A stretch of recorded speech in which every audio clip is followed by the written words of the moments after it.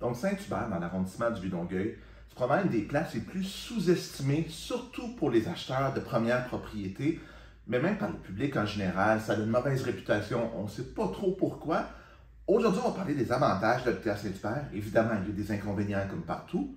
Et dans les inconvénients, vous allez voir, je parle d'une cicatrice dans le visage de Saint-Hubert. Si vous savez de quel bâtiment je parle, mettez-le en commentaire. Puis on va voir si c'est le cas de deviner avant que j'en parle. Donc, Saint-Hubert, une ville, un arrondissement extrêmement bien situé, bordé par Boucherville, Longueuil, Brossard et Chambly. L'autoroute 30 traverse l'arrondissement. La majorité de l'arrondissement est située entre l'autoroute 30, boulevard Tachereau, route 116, route 112, et bordé, comme je disais tantôt, par Longueuil au nord, Boucherville à l'est, Brossard à l'ouest et Chambly au sud. Une des raisons pourquoi je trouve que Saint-Hubert est sous-estimé, c'est qu'il y a encore de l'immobilier abordable à Saint-Hubert, plus abordable qu'à Longueuil, plus abordable qu'à Boucherville ou Brossard. Il y a encore des belles propriétés qu'on peut trouver pour un prix raisonnable. Il y a des condos abordables aussi. Il y a quand même des propriétés d'un certain luxe, des développements plus récents quand on passe du côté sud de l'autoroute 30 vers Chambly, Carignan, la rue Pacifique avec les nouveaux développements. Donc, il y a quand même des propriétés plus récentes, plus luxueuses. Mais je dirais que c'est quand même une des rares villes qui n'a pas de secteur de propriété de prestige proprement dit. Il n'y a rien qui se compare au Boisé de Boucherville, au Parcours du Cerf de Longueuil, au secteur L&C de Brossard, aux grosses maisons à Candiac. Mais ça en demeure pas moins que des belles propriétés qui peuvent convenir à tous les types d'acheteurs dans à peu près tous les budgets, sauf le budget ultra haut de gamme qui, je crois, serait une ville que je ne recommanderais pas pour un acheteur. Mais n'importe qui est de la classe moyenne, moyenne aisée, même moyenne basse, peut trouver son compte et peut trouver une propriété à Saint-Hubert, ce qui n'est pas nécessairement le cas dans toutes les municipalités. Donc à Saint-Hubert, il y a des secteurs pluvieux quand on pense au secteur La Flèche, au secteur de Brookline qui est près de l'autoroute 30, le boulevard Mountain View pour ceux qui connaissent ce secteur. Si vous ne le connaissez pas, c'est vraiment situé près de l'autoroute 30. Donc ça, c'est des secteurs qui peuvent aller dans les années, La Flèche, je dirais les années 50, 60. Ça, c'est près de l'hôpital Charlemagne. Et ces secteurs-là, particulièrement La Flèche, a été la proie à un redéveloppement immobilier. Donc maintenant, on voit la maison bungalow, le cottage, le triplex neuf à côté. Donc ça devient très hétérogène et c'est une densification du territoire qui ne plaît pas à tout le monde, mais qui, vu les nouvelles contraintes de développement et de densification, est probablement inévitable, mais la façon dont ça a été fait, ça a été un peu fait, je vais utiliser le mot sauvage, il ne faut pas partir en peur, mais quand je dis sauvage, c'est-à-dire qu'il n'y avait pas de ligne directrice. Donc, quand tu as la maison voisine, qui est un bungalow des années 60, et que tu as un triplex neuf à côté, là, tu trouves ça moins intéressant, mais ça fait partie du redéveloppement qui vient dans ce quartier-là. Il y a aussi eu des développements neufs près de l'autoroute 30, entre Brookline et l'autoroute 30, dans le coin de la rue Pacifique. Donc, il y a quand même eu des développements résidentiels plus conventionnels. Et il y a eu l'éco-quartier, comme je disais, près de l'autoroute 30 aussi.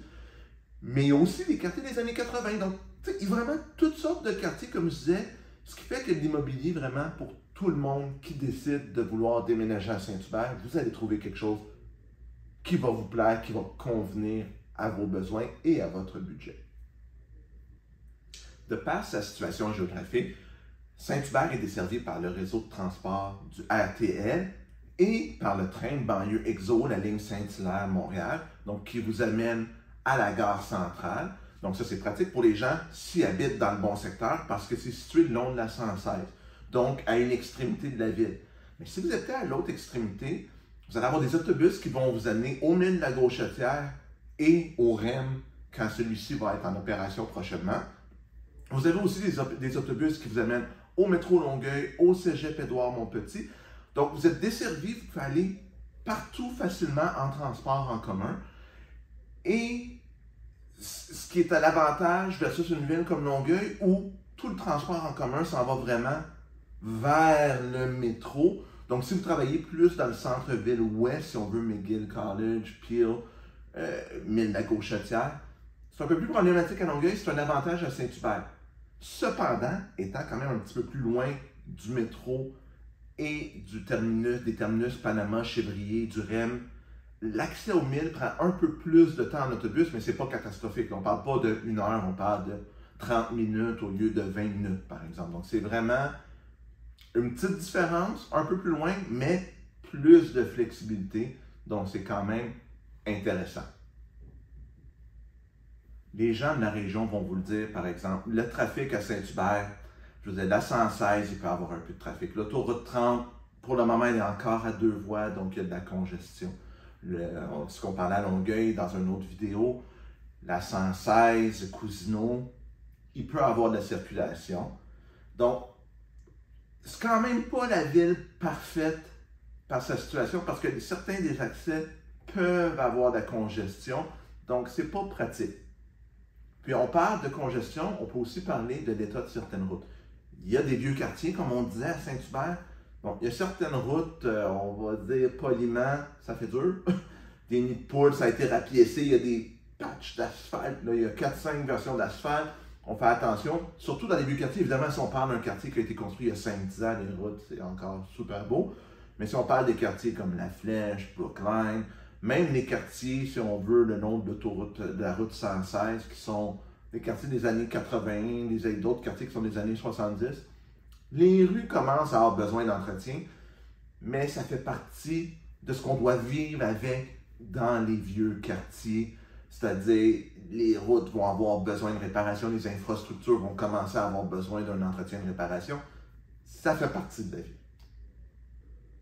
S'il y a un sujet qui soulève la passion dans les médias, c'est bien l'aéroport de Saint-Hubert. Il y a des gens, il y a beaucoup d'avions et tout. L'aéroport, ça fait longtemps qu'il est là.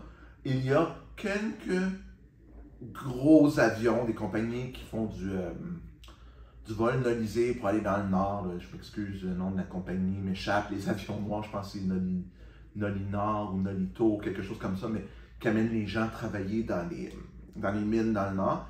Mais en règle générale, c'est des écoles de pilotage, donc des petits Cessna, des petits Hawker, des petits avions, dans le fond.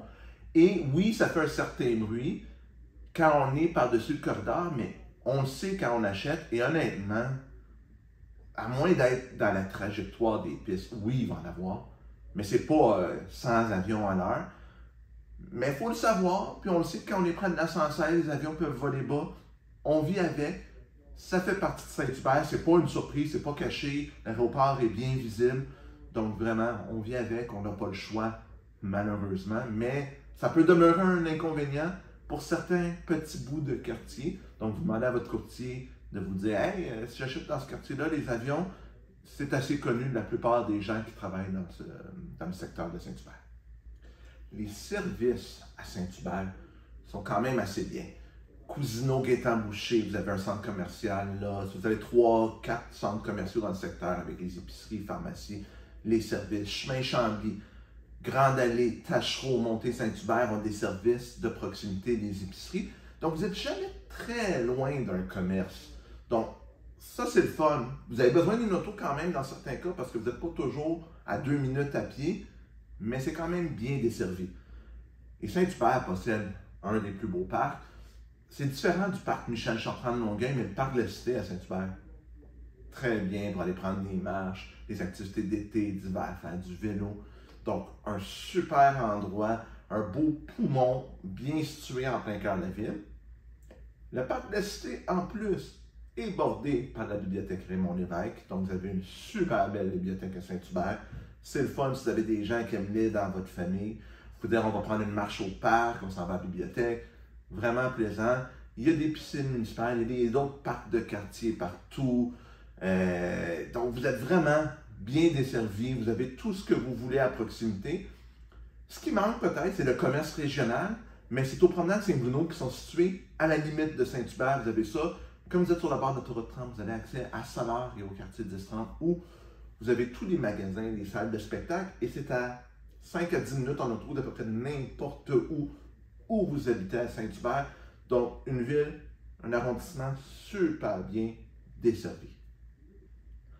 c'est assez facile de travailler à Saint-Hubert. Il y a plusieurs parcs industriels, des belles entreprises. Molson vient de s'établir, Amazon, l'Agence spatiale canadienne est à la limite de Saint-Hubert, Saint-Bruno. Sur Cousineau, le long de l'autoroute 30, il y a des immeubles à bureaux, donc il y a quand même beaucoup d'emplois. Et encore là, vous êtes à côté de Longueuil, Montréal, donc vous voulez travailler en dedans de 20 minutes de la maison, 30 minutes maximum. Vous êtes capable de vous trouver un emploi qui va convenir à vos besoins, que ce soit dans un domaine industriel, dans un domaine de bureau ou dans un domaine commercial. Vous pouvez travailler aux promenades, aux 10-30, aux magasins locaux. Donc, c'est vraiment facile habiter et travailler dans la même région à une distance raisonnable, donc qui améliore votre qualité de vie. Donc, c'est vraiment plaisant pour ça, Saint-Hubert aussi. On va parler de la cicatrice de Saint-Hubert, que j'appelle. Est-ce que vous savez c'est laquelle? Vous l'avez probablement deviné, Complexe Cousineau. Jamais vu un building en mauvais état comme ça. J'ai commencé ma carrière de courtier en 2004. Quand j'ai commencé comme courtier, pendant que je faisais mes études, je travaillais au métro Rideau de soir, qui est au Complexe Cousineau à l'extérieur. C'était dans le même état que là. En fait, pas dans le même état. Ça ne s'est qu'empiré. Je ne suis pas sûr qu'il y a eu un nouveau locataire à l'intérieur du Complexe Cousineau depuis. Puis quand on le regarde de l'extérieur, je ne suis même pas sûr que j'ai le goût de rentrer à l'intérieur maintenant. Donc vraiment, c'est une cicatrice. Ça va sûrement être redéveloppé un jour. C'est un site pour redévelopper exceptionnel. J'espère qu'il va y avoir quelque chose de bien qui va se passer avec ça parce que Cousineau, pas loin de la 116, un terrain immense. Est-ce que ça va être du commerce, un projet mixte? Je ne sais pas, mais il faudrait qu'un jour il se passe quelque chose. Si quelqu'un me dit qu'il trouve ça beau, le Complexe Cousineau, là, je ne sais pas sur quelle planète vous vivez, parce que Colin, que ça fait dur. Puis c'est rare que je dise qu'un immeuble fait dur en immobilier, là, mais ça fait dur. Puis je ne comprends pas que ça n'a pas été redéveloppé depuis au moins 10-15 ans. Alors j'espère que vous avez appris des choses sur Saint-Hubert et que maintenant vous allez considérer si vous pensez déménager sur la Rive-Sud. Je pense que c'est un choix incontournable pour la grande majorité des gens de le mettre parce que les propriétés peuvent se vendre 100 000 $ de moins que dans les villes avoisinantes, mais vous avez les mêmes services à même proximité. Pourquoi s'en passer? Ce serait niaiseux. Donc, si vous avez d'autres choses que vous pensez que j'ai oubliées sur Saint-Hubert, ou si c'est une vidéo que vous avez aimée, mais un commentaire, ça me fait plaisir. Un pouce en l'air aussi, j'aime toujours ça pour que ça m'encourage à continuer à vous faire d'autres vidéos. On se revoit la semaine prochaine. À bientôt tout le monde!